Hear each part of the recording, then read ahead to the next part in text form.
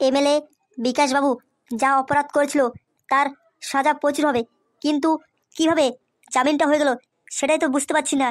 কে কাজটা করলো? এমএলএ বিকাশবাবুর বিরুদ্ধে অনেক প্রমাণ পেয়েছিলাম, কিন্তু একটা প্রমাণ এখনো হাতে নেই। কোথায় উধাও হয়ে গেল কিছুই বুঝতে পারছি না। এর পেছনে কে আছে আর কারাই বা আছে, অনেক কাঠখড় পড়তে হবে।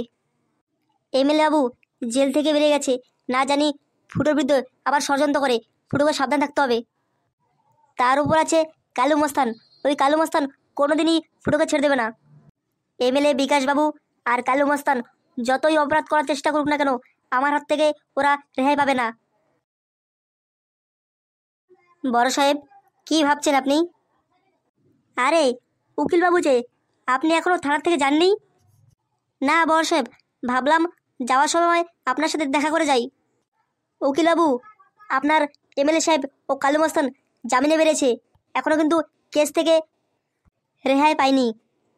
বড় সাহেব, আপনি চিন্তা করবেন না, আমার এমএলএ সাহেব ও কালু মস্তান সসম্মানে এই কেস থেকে বেরিয়ে যাবে, ওদের কোনো সাজা হবে না।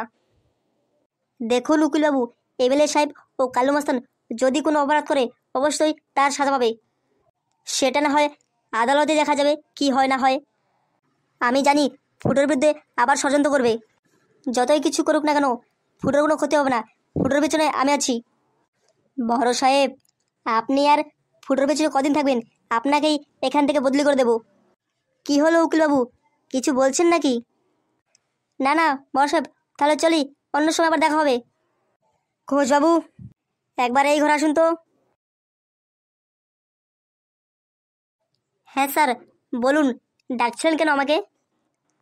উকিলবাবু যে এইমাত্র এমএলএ সাহেব ও কালু মস্তানকে জামিন করে নিয়েছে, আপনি কাগজপত্র ঠিকমতো চেক করেছিলেন তো? হ্যাঁ বড় সাহেব, আমি কাগজপত্র ঠিকমতো চেক করেছিলাম, কাগজপত্রের মধ্যে কোনো গন্ডগোল ছিল না। ঘোষবাবু, একটা কথা কি আপনি বুঝতে পারছেন? এই যে এমএলএর বিরুদ্ধে আমরা এত প্রমাণ পেয়েছিলাম, এই প্রমাণগুলো হঠাৎ করে কোথায় উধাও হয়ে গেল? কিছুই বুঝতে পারলাম না বড় সাহেব, হঠাৎ করে এই প্রমাণগুলো কোথায় চলে গেল? বুঝতে পারলে ঘোষবাবু, আমাদের মনে হয় আর একটু শক্তভাবে কাজ করতে হবে, তাহলে অবশ্যই আর প্রমাণ পাবো। বড় সাহেব, আপনি যতই প্রমাণ জোগান না কেন, কালু মস্তান ও এমএলএ সাহেবকে কখনোই আপনি জেলে পাঠাতে পারবেন না। ওদের বিরুদ্ধে আপনি কোনো প্রমাণই পাবেন না। কি হলো ঘোষবাবু, আপনি কি ফিসফিস করে কথা বলছেন? কই স্যার, কিছু নয়, এমনি। স্যার, আপনি কি চা খাবেন? হ্যাঁ ঘোষবাবু, যান, একটা চিনি কম দিয়ে চা নিয়ে আসবেন। বড় সাহেব, আপনার এই থানার শেষ চাটা খেয়ে নেন, কারণ এবার এই থানা থেকে আপনি বদলে হয়ে যাবেন। না না না, এত বড় অপমান আমি কিছুতেই সহ্য করতে আর পারছি না। ফুটোর জন্য আমাকে জেলে যেতে হয়েছে, ও কি তো আর এমনি ছাড়া যায় না। কিন্তু এই সময় তো কিছু করতে পারবো না, কারণ আমাদের উপর এখনো কেসটা চলছে, আর কেসটা এখনো ক্লোজ হয়নি, আর আমরা জেল থেকে জামিনে বেরিয়েছি। কিছু যদি উল্টোপাল্টা কাজ করি তাহলে আরও বেশি সর্বনাশ হবে। কিন্তু ফুটোকে তো আর ছাড়া যাবে না, কিন্তু ওর তো একটা ব্যবস্থা করতে হবে। সামনে ভোট, এর মাঝেই তুই আমার প্রেস্টিজটা ডাউন করে দিলি ফুটো, তুই কাজটা ভালো করলি না। বাবু, কিরে কালাকুত্তা, এতক্ষণে তোর আসার সময় হলো? কালাকুত্তা, সাদা কুত্তা কোথায় রে? আর বলবেন না বাবু, এই যে বর্ষাকাল নেমেছে, এই বর্ষায় বৃষ্টির জলে ভিজে ওর ঠান্ডা লেগেছে, তাই ও বাড়িতে আছে। ঠান্ডা না করলে ও বাড়িতে বেরোবে না। সাদা কুত্তার কি জ্বর এসছে নাকি? হ্যাঁ বাবু, বৃষ্টির জলে ভিজে জ্বর চলে এসছে। ওষুধ খাইয়েছি, কিন্তু জ্বর কমছে না। বুঝলি কালাকুত্তা, ওষুধ খেলে জ্বর কমবে না, অন্য কিছু খেতে হবে। কি খেলে বাবু জ্বর কমবে, আপনি বলুন। ওকে গিয়ে বাগানা মাল খাওয়া, দেখবি বাগানা মাল খাওয়ালে অবশ্যই জ্বর কমে যাবে। সাদা কুত্তাকে মদের কথা বলে ও দৌড়ে চলে আসবে। কালাকুত্তা, আমি 4-5 দিন এখানে ছিলাম না, তোদের কি অবস্থা হয়েছে?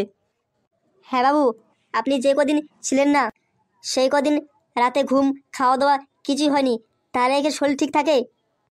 আমারও একই অবস্থা রে কালাকুত্তা, জেলের মধ্যে ছিলাম, কিন্তু কাজ যত্ন করেছিল, কিন্তু আমার প্রাণটা যেখানে পড়েছিল ওই ফুটোর জন্য আমাকে জেলে যেতে হলো।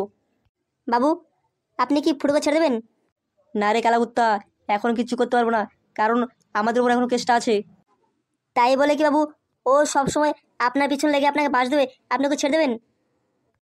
কে বলেছে ছেড়ে দেবে? আমি হচ্ছি এমএলএ বিকাশ দত্ত, আমি ছেড়ে দেওয়ার লোক নই। বাবু, কালু মস্তান কোথায়? আপনার সাথে এখানে তো আসলো না। কালু মস্তান ওর ডেরায় ও ফিরে গেছে, বলেছে কালু ফুটোকে খালাস করে পরে এখানে আসবে। বাবু, ফুটোর বাবা মাও বাড়ি ফিরে এসছে। আর ফুটোর বাবা তো আপনার গোডাউনে কাজ করে। কি? ও আমার গোডাউনে আবার কাজে লেগেছে? ও তো কাজ ছেড়ে দিয়েছিল, আবার কোন মুখ নিয়ে কাজে ঢুকলো? হ্যাঁ বাবু, আবার কাজে লেগেছে। আপনি যদি বলেন তাহলে কাজ থেকে তাড়িয়ে দিই। না কালাকুত্তা, ওকে কাজ থেকে তাড়াবি না, ওকে কাজে রেখে অন্য কাজে ওকে শাস্তি দেবো। ঠিক আছে বাবু, এখন কি আপনার জন্য কিছু নিয়ে আসবো? না। আর শোন, উকিলবাবু আসলে আমার কাছে পাঠিয়ে দিস, ওকে টাকা পয়সা দিতে হবে। বাবু, ক্যাশে তো আর বেশি টাকা পয়সা নেই, হয়তো 3-4 লাখ টাকা হবে। এতে উকিলবাবুর হয়ে যাবে। উকিলবাবু আগে আসুক তো, দেখি কত টাকা নেয়। যা তো কালাকুত্তা, আমার জন্য আদা দিয়ে, নুন দিয়ে, একটু চিনি কম দিয়ে একটা লিকার চা কড়া করে নিয়ে তো, মাথাটা খুব বিষ করছে। মাথা ব্যথা তো করবেই বাবু। কতদিন হলো শান্তি মতো ঘুমান না, খাওয়া দাওয়া করে না, টেনশন আছে না? এই কালাকুত্তা, বেশি বকবক না করে যা তো, যেটা বলেছি সেটা কর, বেশি কথা বলিস কেন? ফুটো, তোর জন্য আমার ব্যবসা লস হচ্ছে, তারপর সামনে ভোট, কত টাকা আমার খরচ হবে তুই কি জানিস? তোর জন্য আমার পুরো সর্বনাশ হয়ে গেছে। এ কি রে ল্যাংচা, ক্লাবের এমন অবস্থা কেন? ঘর তোর নোংরা হয়েছে, মনে হচ্ছে কবার থেকে ঘরে ঝাড় দিস না। হ্যাঁ ফুটো, তুই ঠিক কথাই বলছিস। প্রায় 15 দিন ধরে ঘরে কেউ আসো না, ঘর ঝাড় দেওয়া হয় না, এই জন্যই ঘরটা ময়লা হয়ে আছে। কেন? 15 দিন ধরে কি হয়েছে যে কেউ ক্লাব আসছে না, ঘর ঝাড় দিচ্ছে না? কোনো কি সমস্যা হয়েছে নাকি? সমস্যা বলতে, ওই বৃষ্টির জন্য কেউ বাড়ি থেকে বেরোচ্ছে না, পায়ে কাদা লাগে বলে। এটা কোনো কথা? ক্লাবে বৃষ্টির দিনে বসে সবাই একসাথে আড্ডা মারবো, এটাই তো ক্লাবের নিয়ম।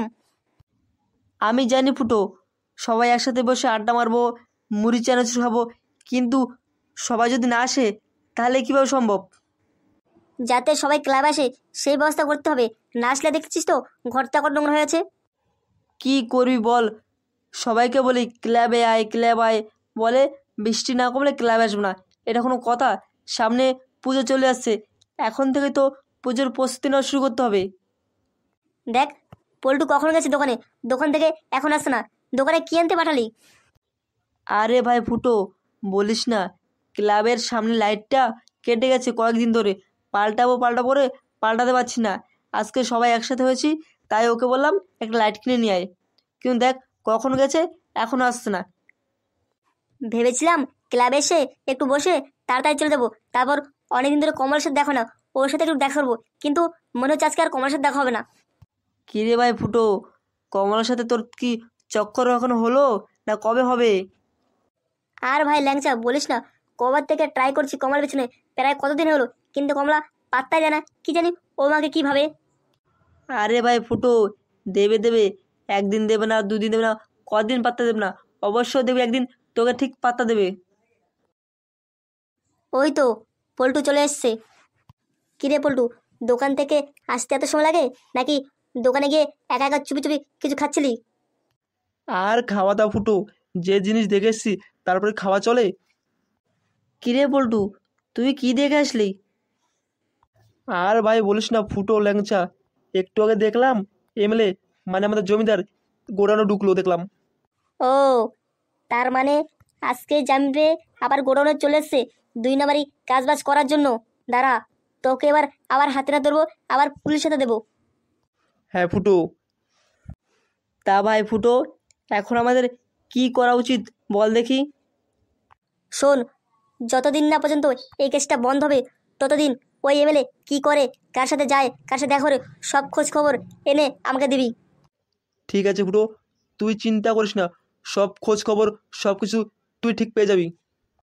এই পল্টু, এমএলএর সাথে কি কালু মস্তান এসছিল গোডাউনে? না, গোডাউনে এমএলএ সাহেব একাই এসছে, ওর সাথে কালু মস্তান আসেনি। শুনেছি ও নাকি ওর ডেরায় ফিরে গেছে জঙ্গলের দিকে। পল্টু, কালু মস্তান যখনই জঙ্গলের ডেরা থেকে বেরোবে তখনই আমাকে খবর দিবি। ঠিক আছে ফুটো, যখনই কালু মস্তান জঙ্গল থেকে বেরোবে তখনই তোকে খবর দেবো। বুঝলি বল্টু, বুঝলি ল্যাংচায়, এখন আর এমএলএ আর কালু মস্তান কোনো ক্ষতি আমাদের করবে না, কারণ ওদের এখনো কেসটা সম্পূর্ণ শেষ হয়নি। এর জন্য ওরা এখন চুপচাপ থাকবে। ফুটো, একটা কথা কি তুই বুঝতে পারছিস? এমএলএর আর কালু মস্তানের বিরুদ্ধে আমরা কত প্রমাণ জোর করে দিয়েছিলাম বর্ষা কাছে, কিন্তু বর্ষার কাছ থেকে সেই প্রমাণগুলো কোথায় উধাও হয়ে গেল? হ্যাঁ ল্যাংচা, আমি বুঝতে পারছি এই কাজটা নিশ্চয়ই ঘোষবাবু করেছে, তাছাড়া এই কাজটা আর কেউ করবে না।